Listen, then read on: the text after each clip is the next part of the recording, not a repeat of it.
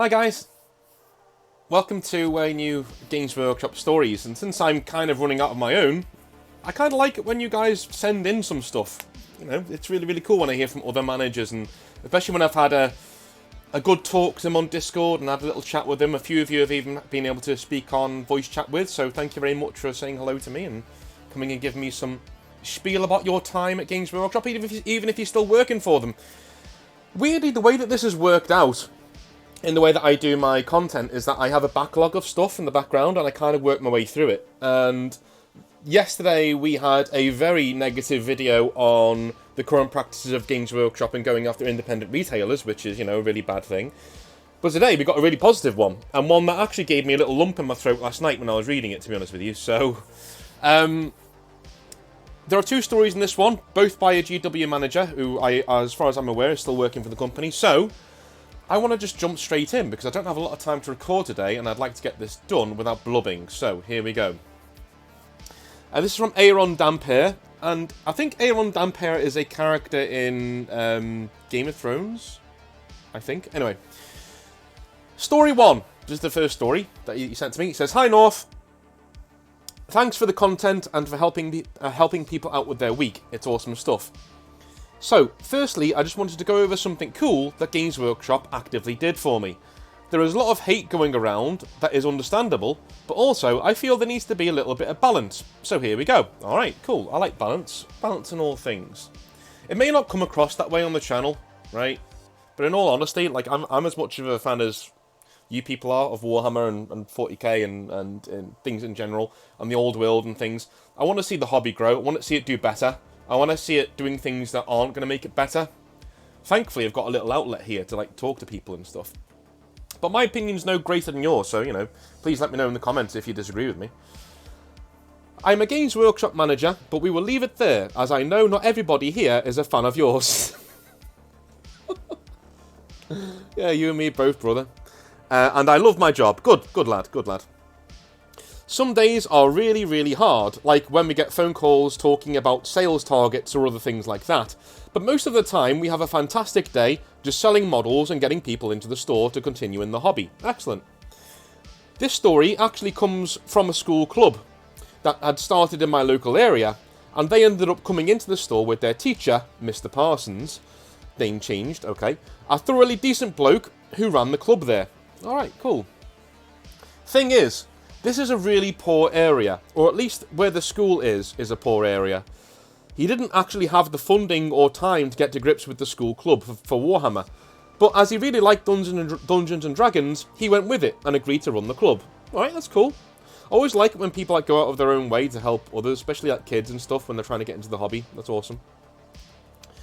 Now I know a few folks over at HQ who liaise with school clubs, and gave them a call before going over the situation with them.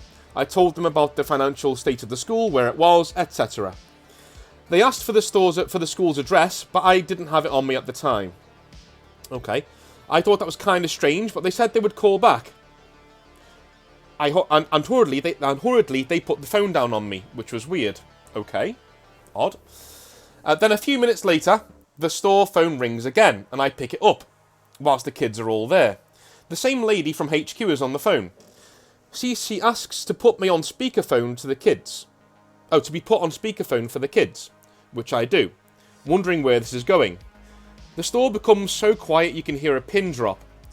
She introduces herself, where she is, and asks the kids, there are 9 of them in the store, to come to the phone and tell her one by one what their favourite armies are and why. She then asks to speak to me alone. She tells me to hold the speaker up for them, but in no way to give the speaker to them. She doesn't want to talk to a stranger's kids. That way lies trouble. Fair enough. Yeah, that's a really, yeah.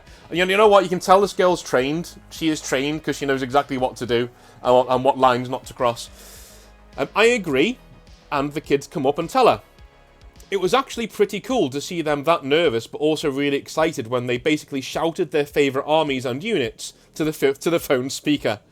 She then thanked them on the speaker, and me, and asked the teacher to come to the phone to give their school's address. Okay, cool. A few weeks pass, and I'm sitting in the store trying to get sand to stick to one of our boards, one of our gaming boards. it was extremely annoying because it never actually stuck. It always went everywhere. Only for the teacher to pop in the afternoon with the kids again. A lot more of them now. All of them have new models, and Games Workshop had essentially sent a 500-point army for every suggestion the kids made. They came in and it was absolute bedlam. They glued the models together and got things going with smaller battles on the tables with the models that were already done. I was so tired by the end of the day, but Mr. Parsons looked really elated and said he decided to just give the models to the kids to bring in and use at the club rather than being the school's property solely.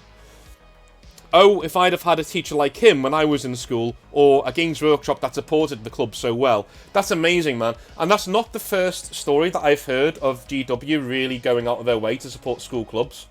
You know, you've got to get them while they're young. You know, and that sounds horrible, but you know what I mean. Like, you've got to get in there and make sure that, you know, the hobby is getting in, and that the parents can see what a good influence the hobby can be. That's always something that I was always taught when when I was there too, and a lot of other people have come across and told me as well when they spent time there. I had one friend who was working there for 6 months, and that was it. I mean, like 5 months. 5 months? Yeah, about 5 months. And even he was like, yeah, I went to like one training session, and most of it was focused on school clubs. And literally, like, that's literally all we were going over for the summer was school clubs, which was, it's amazing. I just, this is one part of the hobby that I wish got more traction and more airtime. I like to have a balanced opinion, as I said before on the channel about GW, and I just think, honestly, some of the stuff they do with school clubs is out of this world. It is absolutely out of this world. So, story 2. And this one gets a bit heavy.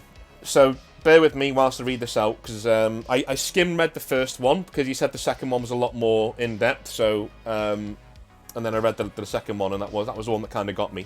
So, this actual story, Aaron says, takes place just as my dad was passing away from illness a few years ago. I can only say that I had so much support from HQ that it was unreal. They allowed me to take time off to see him, allowed me to just have an open date for my return, and even brought forward my Christmas bonus so I could afford to get a flight out to him in his final days. It was truly one of the hardest points of my life, and I just couldn't bear to lose him. He brought me up and introduced me to the hobby. When I told my parents I was applying for Games Workshop right out of university, my mum didn't get it at all, but my dad did. He loved it. He was the one to bring her around, and as I started making my way in the company, dodging the idiots and generally being the good cog in the machine, he too was proud of me. So, needless to say, my world was kind of shattered when my dad passed. I always thought it would be easier with him lingering and in pain, because I would have wanted it to be over for him. But it was just worse to see him in so much fear and agony at the end. I didn't come back to work for a while, to say the least. Jesus, you know, reading that again is yeah, man, that's hard. That is hard. That is hard. Thankfully, touch wood, I've not been in too many situations like this, but I have heard from several friends what it takes out of you when you see someone slipping away like that, and it's not great. Hopefully the channel's giving you a bit of an outlet to have a bit of a laugh on your way home from work and stuff in the time. This happened a few years ago though, and my channel wasn't around back then, but you know what I mean. When I got back though, to start work once again, there was a trainer from headquarters there waiting for me outside the store, and I thought, oh no, here we go, I'm probably getting sacked. Only for him to produce 2 coffees and invite me inside. On the till, there were several cards of sympathy, all signed by a load of folks at HQ. Wow, man. I teared up as I opened the 3rd one, and the trainer put his arm around me, and we hugged it out like 2 sobbing bears. Yeah, I mean, yeah, man. I don't know very many other offices or workplaces that would do this kind of thing.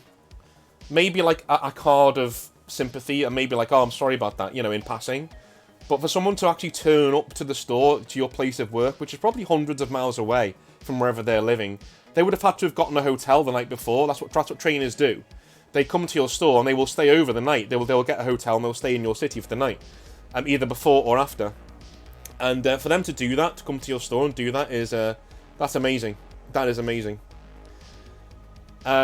He stayed there all day with me, getting the store ready and heading out for caffeine whenever the time arose. He helped with customers and helped change a few displays around. He even got the bloody duster out whilst I spoke to people and did intro games. I looked up in one intro game and this massive dude with a beard had a pair of marigolds on and was walking around my store cleaning things. I love that. That's brilliant. A great day all around, now that I think back on it. Eventually, someone came to the door with a bunch of flowers for my mum from Games Workshop, which again almost had me bawling. Well, but I accepted them and brought them back to her later. She had come to stay with me for a few weeks, and that it really hit home for her how much the company actually cared. So there you are, a few stories that were positive since you asked for them, an amazing place with a few people who spoil the broth in my opinion, but when they get it right, they really get it right. Yeah, I might use that in the title of the video. That's such a good way of surmising it. When they get it right, they really get it right, and they do. Like I had people when I was there who helped me out a lot and are still friends with me on Facebook and I still talk to this day who check in on me and make sure I'm doing okay and I'm not getting dogpiled because of the channel and things. They're like it's nice, and it is an amazing company full of amazing people. I honestly, whenever they get tough love on this channel, it's from that place of I know how amazing you are. I know how amazing 70-odd% of the people who work there are. Why are the rest of you spoiling it for them? Like that's why I get so angry with them, because it's kind of like having a brother who's just wayward. Do you know what I mean? He says, I watch your videos all the time, and whilst I am fanatically loyal to my company, why shouldn't you be? I am not blind. It's like a marriage. Yeah, exactly. You can love someone or something whilst accepting they can improve in certain areas. Anyway, cheers for listening. Speak soon, Aaron Dampier.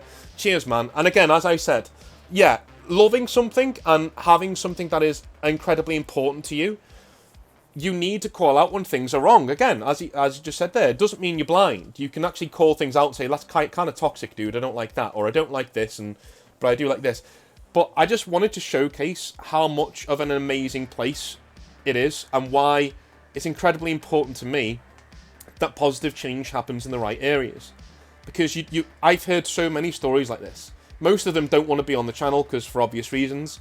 And Aaron was good enough to say, he could type this out for me and send it to me, and I could put it on. But at the end of the day, this is just incredible stuff. And I wish, Aaron, I wish you all the best, man. And I wish your store all the best. And anybody who goes in, if you don't know who this guy is, fair enough. But like, hopefully some of you have been able to pick out who this guy is and you all know who he is. Thank you very much for sending that in.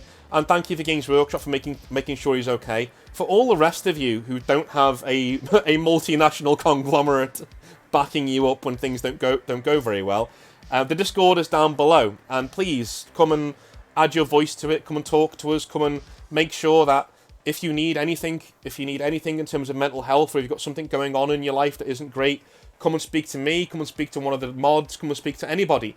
You can literally, I don't know anybody in the Discord, if they get an unsolicited message, who won't support you. I don't know anybody in the Discord who's like that. It's an amazing place, so if you need somebody, come and speak to us. Come and speak to me. You don't need to give on Patreon to speak to me, right? That's just there in case you want to buy me a pint, that's all. You don't need to do that. I get that question all the time. Just come on and speak to me. All you got to do is come on the Discord, add me as a friend and speak to me. Right? That's all. That is all. And I will literally have a word with you. A few of you have done that already, but, just letting you know. Love you all long time. I will speak to you on Monday. I hope you have an amazing rest of your weekend. And that's 3 cheers when Games Workshop get it right. Well, no, not 3 cheers. It's kind of cheesy. You know what I mean. Love you all. Bye.